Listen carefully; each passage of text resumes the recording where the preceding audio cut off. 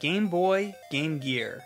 It was always an argument which one was better. For me, it was no contest. The Sega Game Gear was clearly better than the Nintendo Game Boy. Now, that said, I want to address something. A lot of people seem to be under the false impression that I'm a Sega guy. Well, the truth is, I grew up a Nintendo kid. I had the NES, Super Nintendo, and all the other Nintendo consoles. But even though I was mostly a Nintendo kid, I did have the Game Gear, and I loved it. When I was a kid, I saw the Game Gear before I saw the Game Boy, and I thought it was awesome. It was in color, it was backlit, and it even had some awesome Donald Duck games. That was more than enough to get me drooling right there. Shortly after, I saw the Game Boy, and I couldn't believe it was only in black and white. I wrote the Game Boy off as a piece of crap for many years because of that, and it wasn't until some years later that I grew an appreciation for some of the amazing Game Boy games there were, like Super Mario Land and Link's Awakening. So I do love the Game Boy now, just not back then. Anyway, I always wanted to review some Game Gear games, but there was always one thing that stood in my way.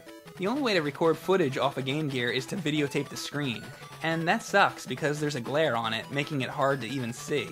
With the Game Boy, you can play the games on the Super Game Boy and record the footage that way, because the Super Nintendo plugs right into the TV. But with the Game Gear, there's no RCA output, so there's really no way to record the footage.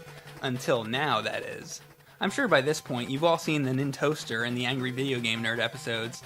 Well, I contacted the guy that constructed the Nintoaster, and I told him about my desire to review Game Gear games and asked if he could help me. Well, I'm not going to try and explain exactly what he did because it's really technical, but essentially he made it so that I can connect the Game Gear to the TV, and also added a port on the front so I could use a Sega Master System controller to play the games on the TV. Basically turning the portable Game Gear into a console instead of a handheld. If you're interested in knowing more about how he accomplished all that, click the link in the video description for a more elaborate explanation. So I know that plenty of other people have done reviews of Game Gear games using emulators, but as you know, I like to do everything with the actual games, so it's possible that this might just be the first time anybody's ever done a Game Gear review recording footage directly with an actual Game Gear. Anyway, let's get to the reviews, shall we? I got a bin full of Game Gear games here, so let's dig in and see what we got. How about this one? I always loved the Streets of Rage games. That was probably my favorite beat-em-up on the Genesis. The plot is simple. 3 rookie cops named Axel, Blaze, and Skate have to defend the city against an evil organization. There's a pretty good assortment of enemies to fight with different attack patterns.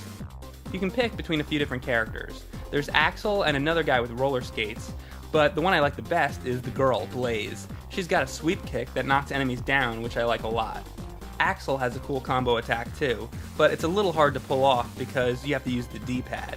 The Genesis had 3 buttons where the Game Gear only has 2, so there's no kick button here, which is disappointing.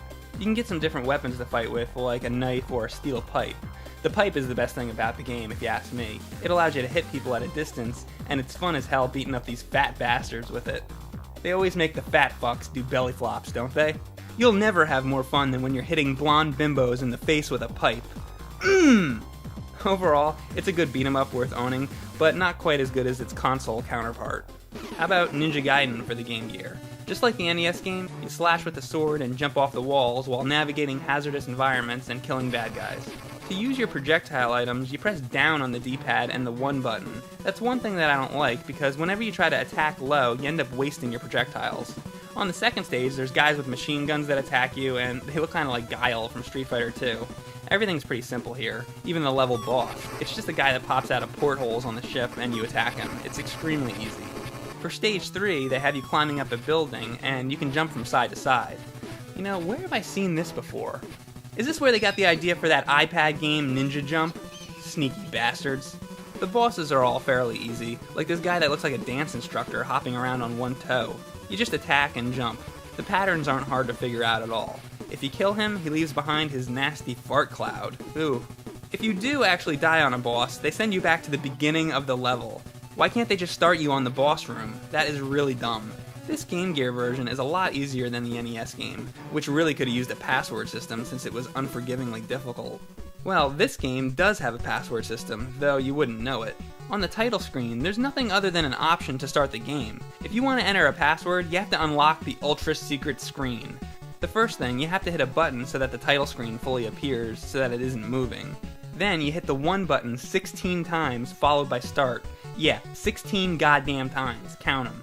Oh, by the way, Richard put a start button on my Sega Master System controller, so normally you'd hit the start button with the actual Game Gear. Anyway, if done right, you can enter a password. It's not even worth it though, because the game is short and it's not even that difficult. Why make the password screen so secretive? I guess because it's a ninja game. Password vanish! Alright, let's take a look at this game, Chuck Rock. This is a caveman themed game where you play as Chuck, who's on a journey to get home. On the first level, you come to a dead end. What do? Well, you chuck the rock, of course, hence the name of the game. Chuck places the rocks on the ground so he can jump on top of them and reach higher platforms. Or he'll put the stones in the middle of a thorny bush to get by. If an enemy approaches Chuck, you have to use your attack to defend yourself. What's your weapon? A stone axe? A spear? No. You fuck enemies to death with your mighty pelvic thrust. Now that's awesome. You have to travel through 4 different levels: the jungle, the swamp, an ice cavern, and a weird cave with dead elephants impaled on spikes. All the while fighting hordes of prehistoric animals along the way. Sometimes you'll encounter friendly animals that'll help you advance, like the pterodactyl, which will pick you up, a frog that you can bounce off, or the woolly mammoth that'll fling you upward. And other times you'll get a bag of peas for bonus points. Where did a labeled bag of peas come from in prehistoric times? Is there some kind of time-traveling grocery clerk subplot we don't know about? But actually, the whole game has a cartoony, comical feel to it. If you get hit, Chuck's eyes bug out of his head. And the creatures all have personalities, like this swordfish, or this funny bone with a clown nose. And this is another part I like. It almost seems like Chuck is doing the moonwalk. I wonder if that was intentional. This is a game of trial and error. You might die trying to figure out what to do the first time around, but once you learn how to safely progress through an area, it becomes simple. I don't have a single bad thing to say about this game. Everything was done right. It's funny and it's got good gameplay. If you have a Game Gear, this is definitely worth owning. Okay, the incredible crash test dummies. With this game, you take on the role of a crash dummy, and instead of just crashing cars like in the commercials, now they have them performing a variety of dangerous stunts like jumping off of buildings. They're doing all this as side jobs to earn some extra cash. Why a crash dummy needs money, I will never know, but that's besides the point. Most of the levels in the game seem like stolen concepts from classic arcade games, except poorly executed. If you remember the classic arcade game Tapper, where you have to fill up root beer mugs, well, here they have you smashing bombs with a hammer going down conveyor belts, but the controls are terrible. The first 3 boards are all really easy. Level 1, you jump off a building. Level 2, you drive a car and try to pick up air containers. Then level 3, you ski down a mountain and try to touch the flags. It's all very simple. And then the bomb factory comes along. It becomes 10 times harder because the control is such garbage. The way they have you move between the conveyor belts is really awkward, and it should have been designed differently. So the game goes from being way too easy to way too hard when this stage comes along. It really sucks. Stage 5 is a ripoff of the arcade game Gravatar, but again with worse controls, and that's the last one. There's only 5 events in the game, which means you'll probably do everything there is to do the first time you play the game. I got this game for $1, so I really don't care, but had I bought the game when it came out and paid the full price, I would have been royally pissed off. It's an awful game, stay away. Okay, so now here's a game that is a real pile of crap. X-Men Game Master's Legacy. When you start, you can pick either Cyclops or Storm. The goal of the game is to rescue the other members of the X-Men team that have been kidnapped, so you can play as the other characters later, but for now you're going to have to settle for Cyclops or Storm. So I picked Cyclops, and this level, that's a big mansion, but this isn't a mansion that could ever exist in real life. It must have 30 flights of stairs, which is just dumb. And I know video game levels aren't usually that realistic, but this one goes so overboard that it's to the point where, for me, it's just not passable. You walk to the left or to the right, and there's only 2 things going on. First, there's these enemies that shoot at you. You can just jump over their bullets and then attack them. But if one of these guys is under the stairs, you won't be able to jump the bullets and attack because you'll just end up on top of the stairs.